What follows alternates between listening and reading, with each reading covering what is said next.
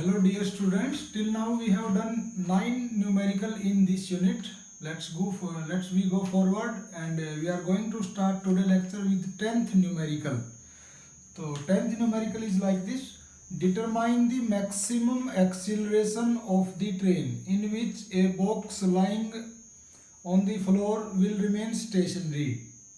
एक ट्रेन है वो चल रही है, उस ट्रेन के अंदर एक डिब्बा रखा हुआ है। वो डिब्बा ये चाहते हैं कि वो स्टेशनरी जहाँ पे है वहीं पे रुका रहे। वो उतना मैक्सिमम एक्सीलरेशन निकालो ट्रेन का कि इसके उतने एक्सीलरेशन तक वो डिब्बा अपनी जगह पे रुका रहे।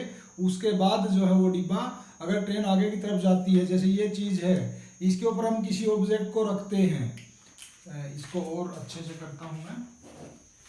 ये अगर एक चीज है, इसके ऊपर, इस चीज के ऊपर, ये कोई चलने वाली मूविंग बॉडी है और इसके ऊपर आप ऐसे रख देते हो किसी चीज को, तो ये अगर इस तरीके से आगे जाएगी तो इसके साथ साथ ये बॉडी क्यों जाती है?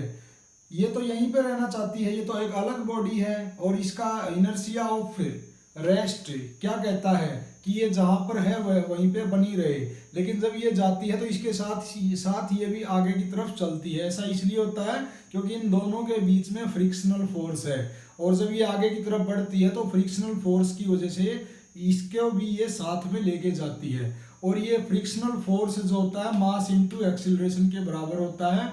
और अगर इसका एक्सीलरेशन बहुत ज़्यादा हो जाता है तो फ्रिक्शनल फोर्स की वैल्यू कम रह जाती है। उस सिचुएशन में ये आगे चली जाएगी, जैसे ये आगे चली जाएगी और ये बॉडी जो है पीछे चली जाएगी।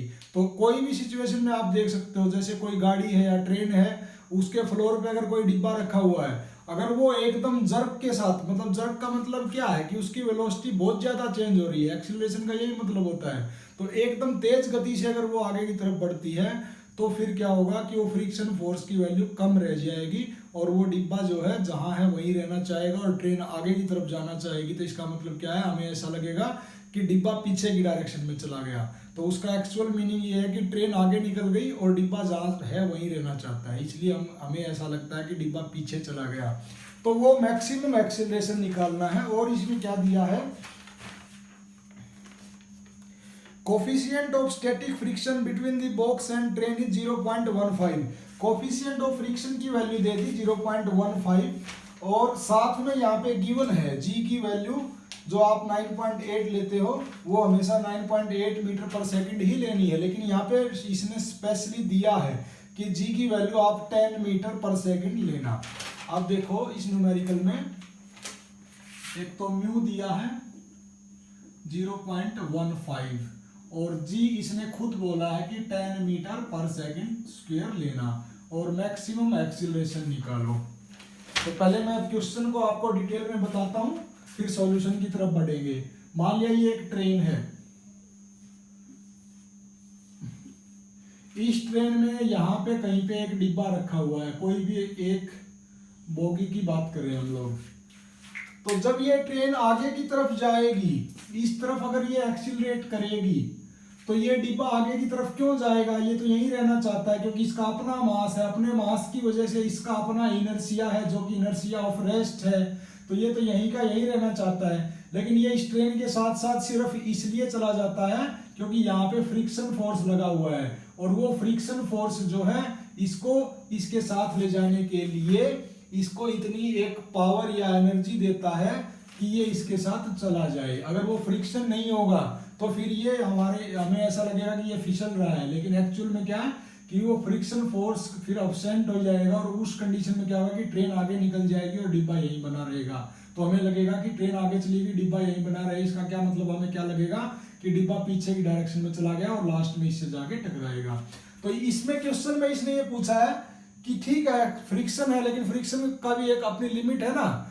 वो ऐसा तो है नहीं कि वो ये किसी भी एक्सीलरेशन के साथ आगे बढ़ता जाए और ये डिब्बा यहीं रहेगा।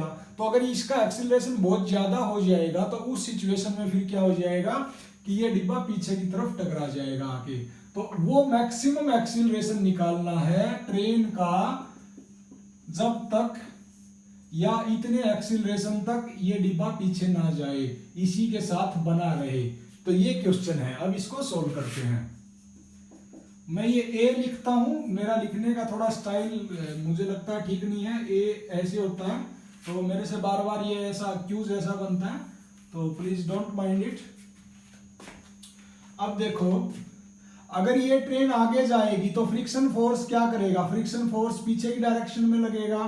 तो फ्रिक्शन फोर्स मान लिया ये है, this is friction force which is responsible for the motion of this box with the train. मान लेते हैं हम लोग, लेट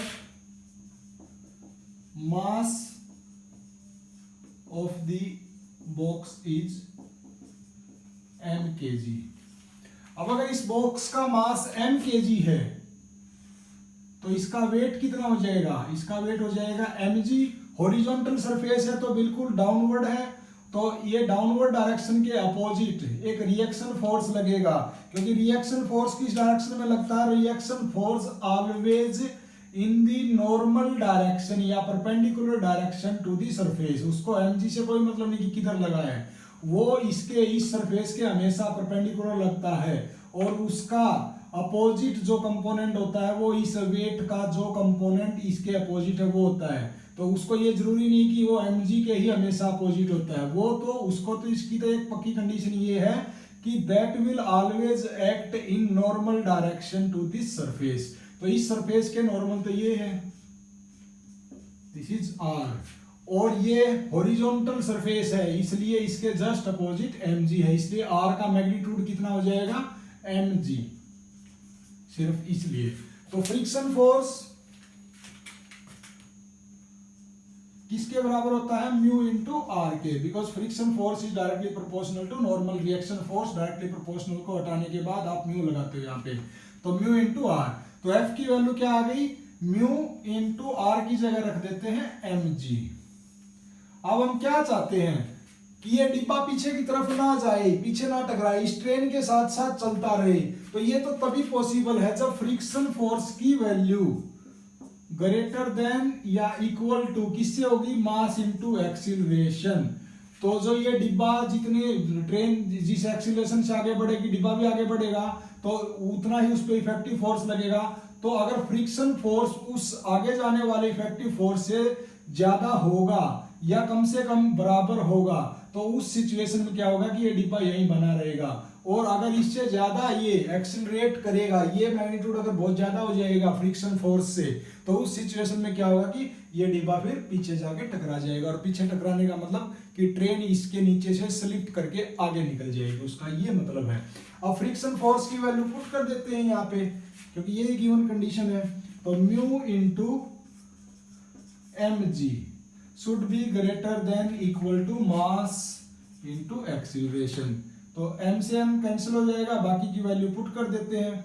म्यू कितना दिया है 0.15 इंटू जी, उसने खुद बताया है इस क्वेश्चन में कि आप 10 ले लो, should be greater than acceleration.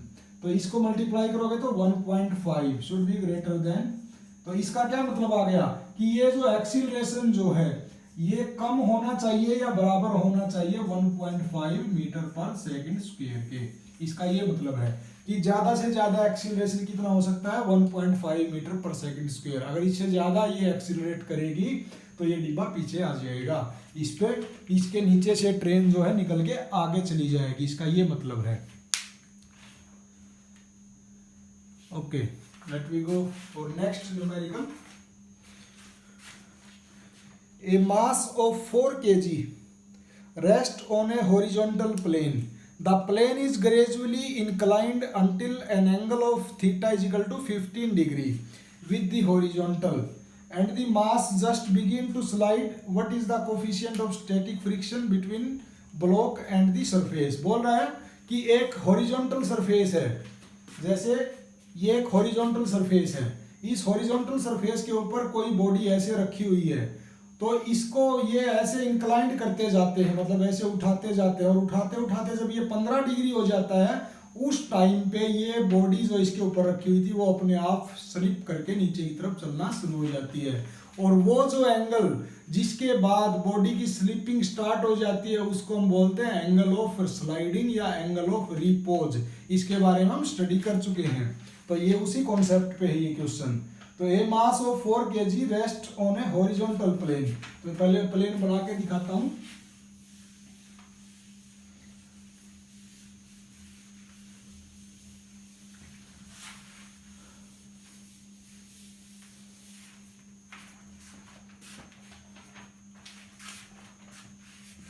ये एक हॉरिजॉन्टल प्लेन है, इसके ऊपर एक मास रखा हुआ है 4 kg का।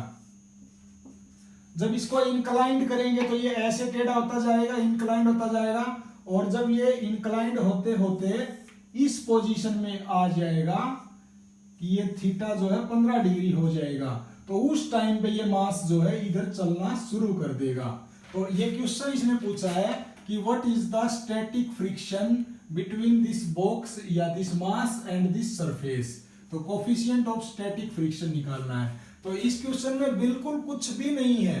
हम सब ने वो चीज इसमें सीखा था कि ये एंगल ऑफ रिपोज जो है ये इसका tangent coefficient of static friction के बराबर आता है। Mu is equal to tangent alpha मैंने बताया था, where alpha is the angle of sliding या एंगल ऑफ रिपोज।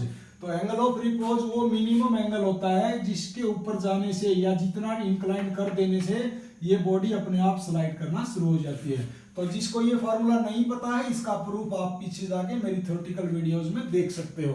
तो यहाँ पे म्यू की वैल्यू क्या आ जाएगी, म्यू की वैल्यू आ जाएगी 10-15। अब हमारे पास 11th क्लास के एग्जाम में कोई कैलकुलेटर अलाउड नहीं होता है और ये 10-15 की वैल्यू हमें याद नहीं है, कैसे करें। तो ये न्यूमेरिकल को डालने का मेरा सिर्फ यही मोटो था कि इस तरह की ट्रिग्नोमेट्रिक टर्म्स जो होती हैं इनको आप कैसे सोल्व कर सकते हो। तो 10-15 की वैल्यू निकालनी है जो कि हमारा आंसर होगा। तो 10-15 किसके बराबर होता है, sin 15 डिवाइडेड बाई cos 15। अब मैं इस sin 15 को क्या लिख सकता हूं, 45 माइनस 30। इसी तरीके से cos 15 को क्या लिख सकता हूं, 45 माइनस 30, क्योंकि 15 है ये 45 माइनस 30 15 ही बचेगा। ऐसे ही नीचे मैंने कुछ भी चेंज नहीं किया, बस 10 को पहले साइन और कोस में तोड़ दिया डिवाइड करके, और फिर ये 15 को 45 माइनस 30 लिख दिया। अब मैं दो फार्मूले बताने वाला हूं जो कि आपको याद रखने कि फिजिक्स में कहीं पे बेसिक चीजें कहीं पे सोल्व करनी आ जाए तो कैसे करोगे। अगर कहीं पे ऐसे लिखा है साइन ए माइनस बी, तो इसका फार्मूला होता है साइन ए कोस बी माइनस कोस ए साइन बी। इसका क्या मतलब है, जैसे साइन 45 माइनस 30, इसका क्या मतलब है, इस 45 को मान लो a और इसको मान लो b, तो साइन 45 कोस 30 माइनस कोस 45 साइन 30। अब 0, 30, 45, 60, 90 ये वो एंगल है जिनके ऊपर आपको वैल्यूज पता है, याद रहती है, इतनी तो आपको याद रख सकते हो। वो टेबल तो बड़ी ही आसान है याद रखना। तो अब साइन 45 की वैल्यू क्या होती है, 1/√2। कोस 30 की वैल्यू क्या होती है, √3/2 माइनस कोस 45 की वैल्यू क्या होती है, 1/√2, और साइन 30 की वैल्यू क्या होती है, 1/2। तो ये आ गया √3/2√2 माइनस 1/2√2। तो ये नीचे तो आ जाएगा एलसीएम 2√2, √3 माइनस 1। √3 की वैल्यू होती है 1.732, तो 1.732 माइनस 1 करोगे तो 0.732 डिवाइडेड बाई 2 इंटू √2 की वैल्यू जब आप रखोगे, या √2 को ऐसे, इसको ऐसे लिखा रहने दो अभी 2√2, तो ये वैल्यू आ गई साइन ए माइनस बी की या साइन 45 माइनस 30 की। तो ये ऊपर की वैल्यू मैंने निकाल दी पूरी 0.732 डिवाइडेड बाई 2√2। अब आप अपने से प्रैक्टिस करना कोस 45 माइनस 30 निकालने के लिए। तो आप बोलोगे सर ये फार्मूला तो हमें मालूम नहीं है।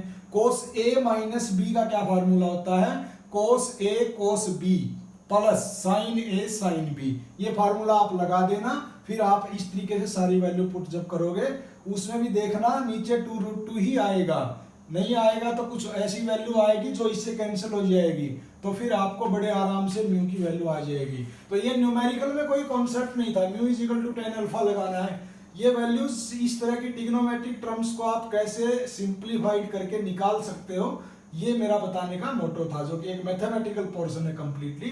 तो इस तरीके से you can solve this type of typical problems which are very difficult in a mathematical way only.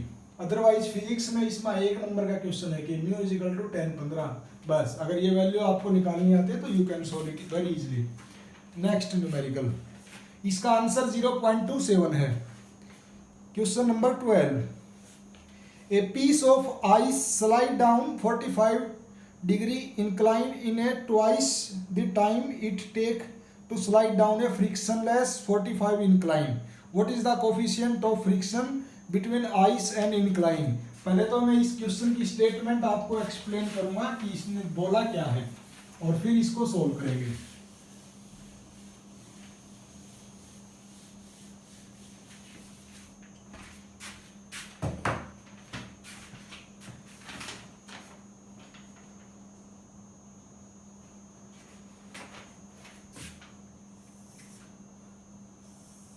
एक यहाँ पे ये जो इंक्लाइंड प्लेन है ये 45 डिग्री है, यहाँ पे एक आइस का पीस रखा हुआ है,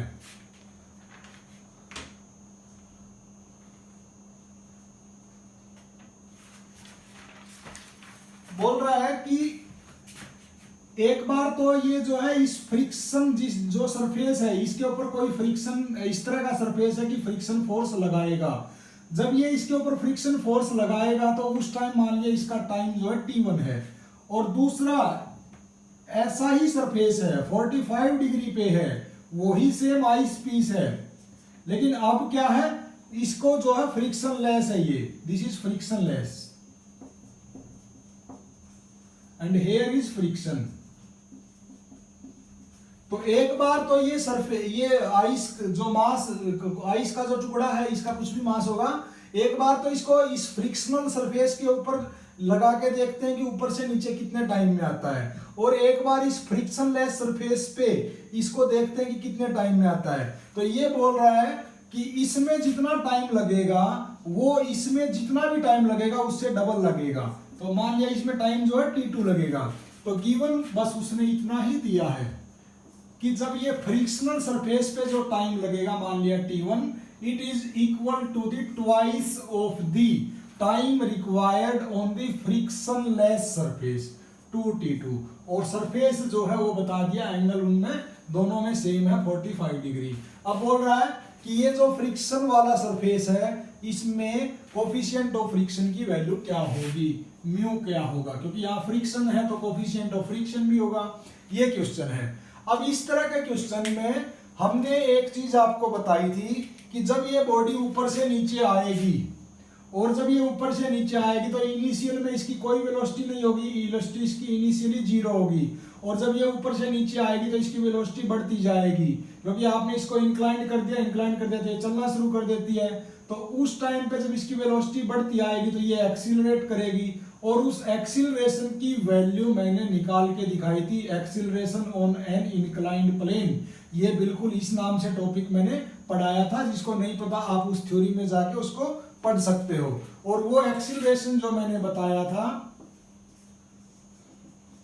g into sine theta minus mu cos theta, ये प्रूफ करवाया था मैंने इसका।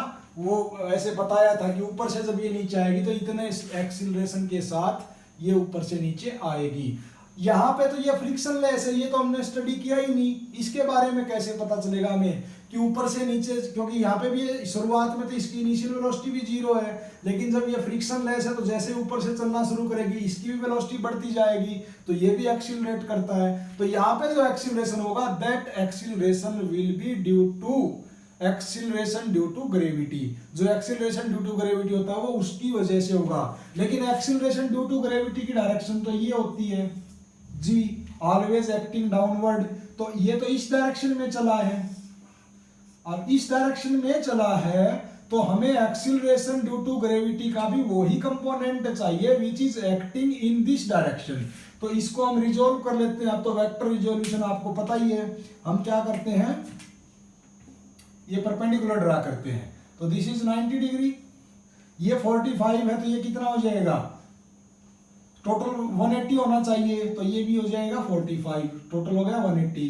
अब इसका इधर का कंपोनेंट क्या हो जाएगा, g cos 45, तो ये बन जाएगा g cos 45, और ये बन जाएगा इसके परपेंडिकुलर g sin 45, जिसकी हमें जरूरत ही नहीं है। तो अब ये बन गया g cos 45। तो इस केस में एक्सीलरेशन कितना हो जाएगा, सेकंड केस में, ये फर्स्ट है ये सेकंड है, g cos 45। अब हमें क्या पता चल गया, ये यहां से यहां जिस एक्सीलरेशन के साथ आएगा वो पता चल गया, हम इसको डिराइव कर चुके हैं। और ये इधर से इधर जब फ्रिक्शनलेस सरफेस पे आएगा तो भी पता कर लिया हमने कि इसका एक्सीलरेशन कितना होगा, जो कि इसकी वजह से होगा, एक्सीलरेशन ड्यू टू ग्रेविटी की वजह से होगा, तो उसका भी कंपोनेंट निकाल लिया। अब हम टाइम t1 और t2 को निकालने की कोशिश करते हैं किसी फार्मूला से, और उन दोनों को इस गिवन कंडीशन में रख देंगे तो हमारा क्वेश्चन जो है सोल्व हो जाएगा। तो हमें एक सबसे बेसिक फार्मूला पता है कि s is equal to ut plus half at square. s का मतलब यहां से लेके यहां तक डिस्टेंस, इसमें भी उतनी ही है और इसमें भी उतनी ही है, तो कोई इश्यू नहीं है। u का मतलब इनिशियल वेलोसिटी, इनिशियल वेलोसिटी यहाँ पे भी जीरो है और यहाँ पे भी जीरो है, क्योंकि इनिशियली तो ये आइस का जो ब्लॉक है स्टेशनरी है, बाद में ये चलना शुरू करेगा। ऊपर से नीचे आएगा एक्सीलरेशन, इस केस का भी पता है और इस केस का भी पता है, तो ये बात भी पता है। और t1 इसका टाइम और t2 इसका टाइम, वो वैल्यू हम रख देंगे, तो t1 t2 आ जाएगा, उसको फिर ऊपर वाली गिवन कंडीशन में हम पुट कर देंगे। तो पहले हम अप्लाई करते हैं फर्स्ट केस में, s is equal to u मतलब जीरो, t1 प्लस 1/2, एक ही जगह रख देते हैं, g sine minus mu cos theta t1 का स्क्वायर। इसी तरीके से, अच्छा इसको और थोड़ा सा लिख देता हूं, ये जीरो हो गया तो ये बचा 1/2 g sine theta minus mu cos theta t1 का स्क्वायर। अच्छा मैं क्या करता हूं, अभी ये cos 45 नहीं रखना चाहता, मैं चाहता हूं कि वैल्यू बाद में रखूं, इसलिए मैं क्या करता हूं, अगर ये थीटा नाम दिया है, ध्यान रखना एक बार, ये अगर थीटा है तो ये कितना हो जाएगा 90 माइनस थीटा, क्योंकि टोटल सम तो 180 होना चाहिए ना, ये तो 90, तो ये तो परपेंडिकुलर की वजह से 90 हो गया, ये थीटा है तो ये 90 माइनस थीटा, तो इसका कंपोनेंट इस डायरेक्शन में क्या हो जाएगा g cos 90 माइनस थीटा, जो किसके बराबर होता है g साइन थीटा के बराबर होता है, तो इसकी वैल्यू हो जाएगी g साइन थीटा। मैं एक्चुअल में इसको पहले सिंपलीफाइड फॉर्म में सॉल्व करना चाहता हूं, तो इसको हम क्या लिख सकते हैं g sine theta. Please don't confuse, मैंने कुछ नहीं किया है, 45 वैल्यू मैं बाद में रखूंगा, पहले मैं थीटा के टर्म में काम करना चाहता हूं। तो ये थीटा गिवन था, तो ये 90 माइनस थीटा, तो g का इधर कंपोनेंट हो जाएगा g cos 90 माइनस थीटा, और cos 90 माइनस थीटा होता है साइन थीटा के बराबर। तो this is acceleration due to gravity which is having component of acceleration due to gravity in this direction. तो बस मैंने इसको थीटा की फॉर्म में लिखा है, तो ये a2 है। अब हम इस इक्वेशन को अप्लाई करते हैं सेकंड हमारा जो कंडीशन है उसमें, फ्रिक्शनलेस सरफेस के केस में। तो अब मेरे को फिगर हटाना पड़ेगा,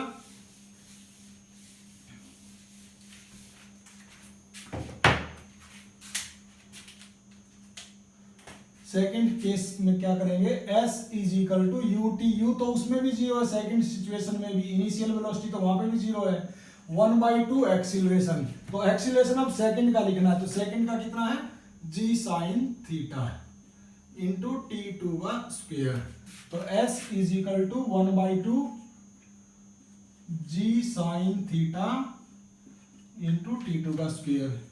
तो डिस्प्लेसमेंट तो दोनों की सिचुएशन में सेम है, वहां पे भी एस उतना ही है और यहाँ पे भी एस उतना ही है, क्योंकि जो रास्ता वो ब्लॉक कवर करेगा आइस का ब्लॉक ऊपर से नीचे, दोनों सिचुएशन में सेम है, बस एक में फ्रिक्शन है और एक में फ्रिक्शन लेस है। तो दोनों सेम है, तो दोनों की लेफ्ट हैंड साइड सेम है, तो दोनों की राइट हैंड साइड भी सेम होगी। तो हम यहां से क्या लिख सकते हैं, 1/2 g into sine theta minus mu cos theta into t1 का square is equal to 1/2 g sine theta into t2 का स्क्वायर। अब 1/2 से 1/2 कैंसल, ये g से ये g कैंसल, और t1 t2 इनको अभी ऐसा ही रहने देते हैं, sine theta minus mu cos theta, और ये t1 का square is equal to sine theta t2 का स्क्वायर। अब t1 की जगह 2t2 रख देते हैं, तो इसका स्क्वायर है तो क्या कितना हो जाएगा 4t2 का स्क्वायर, 4t2 का square is equal to sine theta into t2 का स्क्वायर। तो दोनों तरफ t2 का स्क्वायर कैंसिल हो जाएगा, इस 4 को मल्टीप्लाई कर देते हैं, अब तो जब आप इसको मल्टीप्लाई करोगे अंदर तो क्या हो जाएगा 4 sine theta minus 4 into mu cos theta is equal to sine theta. Sine theta को इधर ले आते हैं तो 4 sine theta minus sine theta कितना हो जाएगा 3 साइन थीटा, और ये उधर जाके कितना हो जाएगा as it is 4 mu cos theta. अब इस 4 को इधर ले आते हैं तो 3/4 sine theta divided by cos theta is equal to mu. तो ये आगे इसको लिखना चाहे तो क्या लिख सकते हैं 3/4 tan theta is equal to mu, और tan थीटा की वैल्यू रख देते हैं, थीटा 45 डिग्री है तो tan 45 की वैल्यू 1 होती है, तो म्यू की वैल्यू कितनी आ गई 3/4। तो जरूरी नहीं आपको 45 ही दे, आपको कोई भी एंगल दे दे तो आपको ये पूरा प्रोसीजर करना है। बाद में आप थीटा की वैल्यू पुट कर सकते हो और उसको फिर आप ऐसे न्यूमेरिकल वैल्यू में बना सकते हो। तो ये बड़ा ही आसान था, बस इसमें आपको एक ये एक्सीलरेशन निकालने का, ये तो मैं पूरा डेरिवेशन करवा ही चुका हूँ, एक ये एक्सीलरेशन निकालना है कि एक्सीलरेशन ड्यू टू ग्रेविटी का सिर्फ वही कंपोनेंट चाहिए जो कि मोशन की डायरेक्शन में है। तो यहाँ थोड़ा दिमाग लगाना है, फिर उसके बाद तो ये इक्वेशन एक बार फर्स्ट सिचुएशन में लगा दो, एक बार सेकेंड सिचुएशन में लगा दो। तो ये भी बड़ा इजी क्वेश्चन था।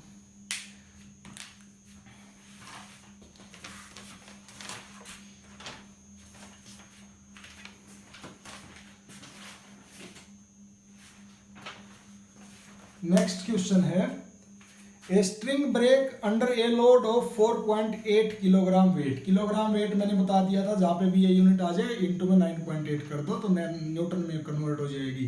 तो कोई रस्सी है वो जो है 4.8 किलोग्राम वेट अगर उसके ऊपर पड़ जाए तो वो टूट जाएगी, वो उसकी परमिसिबल वैल्यू है, मतलब उससे ज़्यादा वो लोड को नहीं ले सकती। A mass of 0.5 kg is attached to one end of a string.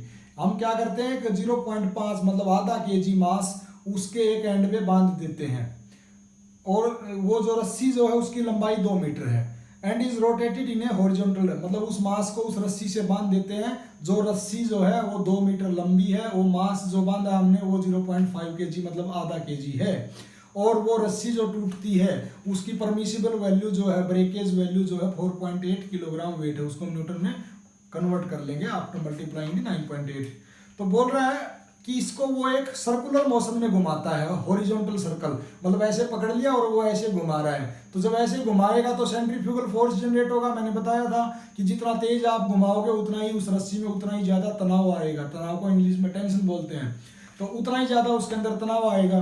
पूछ रहा है कि calculate the greatest number of revolution that mass can make without breaking. तो कितना ज्यादा से ज्यादा आप रिवॉल्यूशन उसके कर सकते हो, मतलब कितने ज्यादा चक्कर उसके लगवा सकते हो पर मिनट या पर सेकंड में। रिवॉल्यूशन का ये मतलब होता है कि वो रस्सी ना टूटे। तो हमने क्या सीखा है कि जितना तेज हम उसको घुमाते हैं वो रस्सी में उतनी ही ज्यादा टेंशन आती है, वो उतना ही मास जो है उस रस्सी को बाहर की तरफ खींचता है। तो जितनी ज्यादा घुमाएंगे ज्यादा टेंशन आएगी। तो टेंशन की लिमिट दे दी कि 4.8 किलोग्राम वेट से ज्यादा अगर टेंशन हो जाएगी तो वो रस्सी टूट जाएगी। तो एक तरफ हम सेंट्रीफ्यूगल फोर्स रख देंगे, एक तरफ टेंशन रख देंगे, दोनों को इक्वेट कर देंगे, वहां से हमारा जो भी इसके रिवॉल्यूशन आएंगे उसको कैलकुलेट कर देंगे। तो it is very very easy question.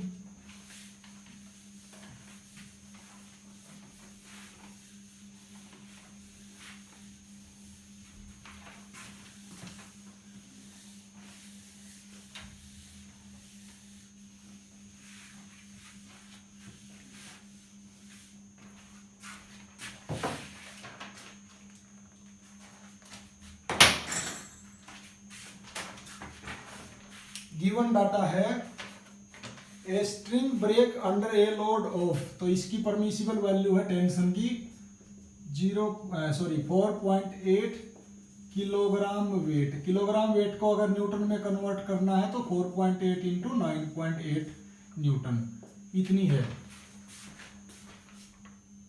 Okay, it is visible. A mass of 0.5 kg, जो मास आपने बांधा है उसके एक किनारे पे वो 0.5 kg है या हाफ kg है, attach to one end of a string, और वो जो स्ट्रिंग है उसकी लेंथ बता दी उसने 2 मीटर। रोटेट करना है कि कितना ग्रेटेस्ट रोटेशन पे, calculate the greatest number of revolution that mass can make without breaking the string. तो मान लिया एक यहाँ पे कोई आदमी खड़ा है और वो उस रस्सी को जब घुमाएगा तो ये रस्सी कितनी है, 2 मीटर लंबी है। यहाँ पे ये मास बंधा हुआ है, तो इस तरीके से ये सर्कुलर मोशन में घूमेगी, और जब ये घूमेगी तो ये मास जो है ड्यू टू सेंट्रीफ्यूगल फोर्स इसको बाहर की तरफ खींचेगा, और centrifugal force m omega square r या mv स्क्वायर अपॉन r, ये मैंने निकालना आपको सिखाया था। तो जिसको नहीं पता है आप जाके उस पर चेक कर सकते हो, ये सेंट्रीफ्यूगल फोर्स कैसे आया, इसका इतना मैग्नीट्यूड क्यों होता है। तो इतना सेंट्रीफ्यूगल लगेगा इस पे, जितना तेज घुमाओगे उतना ही इसकी लीनियर वेलोसिटी या एंगुलर वेलोसिटी, ओमेगा क्या है, एंगुलर वेलोसिटी है, उतनी ही ज्यादा एंगुलर वेलोसिटी होगी। तो जितना एंगुलर वेलोसिटी ज्यादा होगी उतना ही सेंट्रीफ्यूगल फोर्स इसकी तरफ, इसको बाहर की तरफ ज्यादा लगेगा।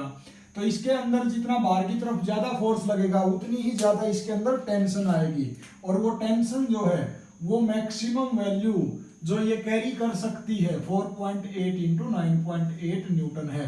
अगर इससे ज्यादा टेंशन हो गई तो ये रस्सी टूट जाएगी। तो ये सेंट्रीफ्यूगल फोर्स जो है ये ज्यादा से ज्यादा कितना होना चाहिए, इस टेंशन के बराबर होना चाहिए। अगर ये इससे ज्यादा हो गया तो ये दिस रोप या दिस स्ट्रिंग विल ब्रेक। तो सेंट्रीफ्यूगल सॉल्यूशन इसका क्या बनेगा, centrifugal force should be less than equal to the tension in the string. तो सेंट्रीफ्यूगल फोर्स की वैल्यू है m omega square r, should be less than, t की value है 4.8 into 9.8। अब देखो m गिवन है डायरेक्टली 0.5 kg, r कैसे निकालोगे, बता दिया ना, रस्सी की लंबाई 2 मीटर है, तो जितनी इस रस्सी की लंबाई है उतनी ही सर्कल की रेडियस होगी। तो r की वैल्यू भी पता है, तो m की वैल्यू रख देता हूं मैं 0.5 या 1/2 लिख देता हूं इसको मैं direct, omega square into r की वैल्यू जो है 2 है, तो 4.8 इंटू 9.8, तो ये 2 से 2 कैंसिल हो जाएगा, ये क्या बचेगा, omega square should be less then 4.8 into 9.8। Omega कितना हो जाएगा, 4.8 इंटू 9.8 पूरे का अंडर द रूट। अब देखो ओमेगा क्या क्या मतलब है, ओमेगा का मतलब है इसकी एंगुलर वेलोसिटी। अब एंगुलर वेलोसिटी हम कैसे कि इसकी यूनिट जो होती है एंगुलर वेलोसिटी की वो होती है रेडियन पर सेकंड, मतलब कितना एंगल इसने कवर किया 1 सेकंड में। अब मान लिया ये 1 सेकंड में 1 मिनट में n रिवॉल्यूशन लगाती है, तो जब भी मैं इसको ऐसा लिखूंगा तो इसका n का मतलब है रिवॉल्यूशन पर मिनट।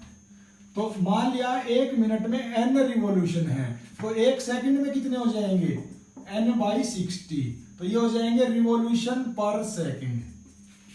अब देखो एक रिवॉल्यूशन जब कंप्लीट होता है तो कितना एंगल कंप्लीट होता है, एक रिवॉल्यूशन जब कंप्लीट होता है तो ये देखो 90 डिग्री, 180 डिग्री, 270 डिग्री, 360 डिग्री। 360 का मतलब, या दूसरी भाषा में बोले तो इधर पाई फिर 2 पाई, तो एक रिवॉल्यूशन कंप्लीट होने का मतलब है 2 पाई एंगल कवर होता है, मतलब 2 पाई रेडियन कवर होता है। अब अगर n रिवॉल्यूशन होंगे 1 मिनट में तो कितना एंगल कवर होगा, n इंटू 2 पाई। तो ये हम चाहते हैं ओमेगा की फॉर्म निकालना कि कितने रेडियन पर सेकंड होगा, तो रेडियन पर सेकंड निकालना है, तो 1 सेकंड में जितने चक्कर लगेंगे, 1 सेकंड में तो इतने चक्कर लगे हैं n/60 इंटू 1 चक्कर में कितने रेडियन कवर होते हैं, तो 2 पाई होते हैं। तो इस तरीके से आप ओमेगा निकालते हो। तो ये जो ओमेगा की वैल्यू आई है इसका मतलब ये आया है। और उसने क्वेश्चन ये पूछा कि कितने रिवॉल्यूशन लगाएगा पर मिनट में, तो हमने माना था n rpm। तो अब ये वैल्यू को आप यहाँ पे पुट कर दो, n/60 into 2 pi should be less than equal to 4.8 into 9.8। अब इसको जब आप सोल्व करोगे तो यहाँ पे सब कुछ कांस्टेंट है, सिर्फ n की वैल्यू जो है वो अननोन है। वो n की वैल्यू जो आ जाएगी वो बताएगी कि आप इतने रिवॉल्यूशन पर मिनट लगा सकते हो। तो ये रस्सी नहीं टूटेगी, अगर उससे ज़्यादा लगाए तो रस्सी टूट जाएगी। तो मैं ये ओमेगा की वैल्यू कैसे निकाली, इसको कैसे पुट किया, मैं एक बार फिर से बता रहा हूँ। ओमेगा जो होता है रेडियन पर सेकंड होता है, मतलब एंगुलर वेलोसिटी पर सेकंड, कि कितना एंगल कवर किया एक सेकंड में। तो कितना एंगल कवर करेगा, पहले तो हमें क्या पता होना चाहिए कि एक सेकंड में चक्कर कितने लगाए, गुना फिर उससे करेंगे कि एक चक्कर में कितना एंगल होता है। तो एक चक्कर में तो हमें पता है कि फिक्स है, जैसे ही एक चक्कर कंप्लीट हुआ 360 डिग्री मतलब 2 पाई होता है। तो एक चक्कर में 2 पाई होता है, लेकिन एक सेकंड में कितने चक्कर होते हैं, n/60, क्योंकि n माने मैंने एक मिनट में, तो एक सेकंड में हो जाएंगे n/60, इतने रिवॉल्यूशन होते हैं एक सेकंड में। तो ये नंबर ऑफ रिवॉल्यूशन के साथ मल्टीप्लाई कर दिया कि एक चक्कर में कितना एंगल कवर होता है। तो यहां से क्या आ जाएगा, टोटल एंगल कवर्ड पर सेकंड, और उसी को बोलते हैं एंगुलर वेलोसिटी। उसकी यूनिट भी होती है रेडियन पर सेकंड, रेडियन का मतलब एंगल कवर्ड पर सेकंड। तो इस तरीके से हम ओमेगा निकालते हैं। इस ओमेगा की वैल्यू को जब आप पुट करोगे तो एन की वैल्यू आ जाएगी। तो this is completely mathematical calculation, I think you can do. तो यहाँ से आंसर आ जाएगा, इसका आंसर मैं बता देता हूँ। एन की वैल्यू आ जाएगी 66.12 आरपीएम। आरपीएम का मतलब है रिवॉल्यूशन पर मिनट। तो today we are going to stop it here. Thank you. Tomorrow we will do more numericals.